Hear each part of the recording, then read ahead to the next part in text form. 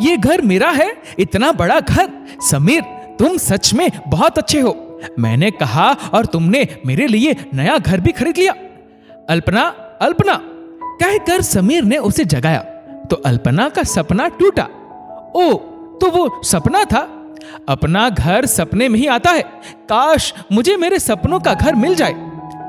अल्पना और समीर की शादी को 10 साल बीत गए थे। बचपन में अल्पना अपने पापा के जिस घर में रहती थी वो उनका अपना घर था। बचपन से उसका अपना कमरा था। उसमें सिर्फ उसका ही सामान रहता था। वो उसे अपने तरीके से सजाती थी। जब अल्पना बड़ी हुई तो उसकी शादी समीर से हो गई। समीर का घर गांव में था पर नौकरी शहर में। वो अल्पना को लेकर शहर आ गया। यहाँ उसे 1 BHK फ्लैट में रहना पड़ा। गांव में माँ बाबूजी की भी उम्र हो चली थी तो समीर दोनों को गांव से शहर ले आया। फिर उन्होंने 2 BHK फ्लैट ले लिया। कुछ सालों में दोनों के 2 बच्चे हो गए। एक कमरा अल्पना के सास ससुर का था और एक उनका, पर उसमें बच्चों का भी सामान रहता था। रिश्तेदारों का भी आना जाना लगा रहता था। बड़े घर में रहती आई अल्पना को अपना छोटा सा घर खलता था। समीर की इतनी सैलरी नहीं थी कि वो 3 कमरों का घर ले सके, क्योंकि घर परिवार बच्चों के खर्चे ही पूरे नहीं पड़ते थे। साथ ही घर का रेंट देना भी मुश्किल था। अल्पना अब अपना घर बड़ा ही लेना चाहती थी। घर बार बार तो लेना नहीं होता है। किराए के घर में रहकर बार बार घर बदलने से वो अब परेशान हो चुकी थी। एक दिन अल्पना ने समीर से कहा कि माँ बाबूजी अब यहाँ रहने आ गए हैं। गांव का घर और खेत ऐसे ही रखे हैं। उनको कोई संभालने वाला भी नहीं है। हम उन्हें बेचकर शहर में 3 कमरों वाला घर ले लेते हैं। इससे सभी को सुविधा हो जाएगी। ये सुनते ही समीर भड़क गया। तुम माँ बाबूजी के जीते जी उनकी जायदाद बेचना चाहती हो? वो उनका घर है, वो उसका कुछ भी करे। मैं उनसे ये कभी नहीं कहूंगा और तुम भी भूल जाओ। तुम्हें अभी इसी घर में गुजारा करना है। अल्पना का चेहरा उतर गया। घर में अब खामोशी सी रहने लगी। समीर की माँ ने एक दिन अल्पना से पूछा, बहू आजकल इतनी उदास क्यों रहती हो? तबीयत तो ठीक है, जाओ आराम कर लो, खाना मैं बना लूंगी। माँ जी, ऐसी कोई बात नहीं है, अल्पना नजरें चुराते हुए बोली। अल्पना और उसकी सास के बीच में अच्छा रिश्ता था। दोनों एक दूसरे का दुख तकलीफ समझती थी। अल्पना अपने सास ससुर की भी मन से सेवा करती थी। उनका बड़ा ध्यान रखती थी।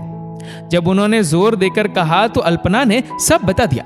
वो 3 कमरों का घर लेना चाहती है, पर समीर आप लोगों से बात करने को तैयार नहीं है। अगली सुबह माँ समीर से कहती है, समीर, हम गांव का घर और खेत बेच देते हैं और यहाँ बड़ा 3 कमरों वाला घर ले लेते हैं।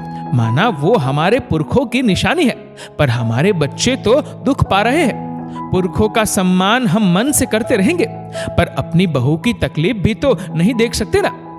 माँ, अल्पना तो कुछ भी सोच लेती है। हम जीते जी पुरखों की निशानी नहीं बेचेंगे। समीर बोला, बेटा, अल्पना ठीक ही तो कह रही है। अल्पना का भी इस घर पर, इस घर के फैसलों पर पूरा अधिकार है। वो इस घर की लक्ष्मी है, अन्नपूर्णा है। हम उसे इस तरह इच्छाओं को मारते हुए नहीं देख सकते हैं। फिर इसमें हम सबकी भलाई है, सभी अच्छे से रह पाएंगे। हम गांव अब जाएंगे भी नहीं। हमें तो तुम सबके साथ रहना है। जहां परिवार खुश रहता है वहां पुरखों की आत्मा को वैसे ही शांति मिल जाती है। माँ बाबूजी ने गांव का घर और खेत बेच दिया। उससे अच्छा पैसा आ गया। बाबूजी ने कहा कि फ्लैट तुम्हारी माँ के नाम से लेंगे। इससे समीर और अल्पना को कोई आपत्ति नहीं थी, क्योंकि पूरा पैसा बाबूजी दे रहे थे। पर माँ ने कहा कि वो फ्लैट अपनी बहू अल्पना के नाम से लेंगे। माँ का कहना था कि घर तो बहू से ही बनता है, घर बहू के नाम से ही लेंगे। बहू घर की आत्मा होती है।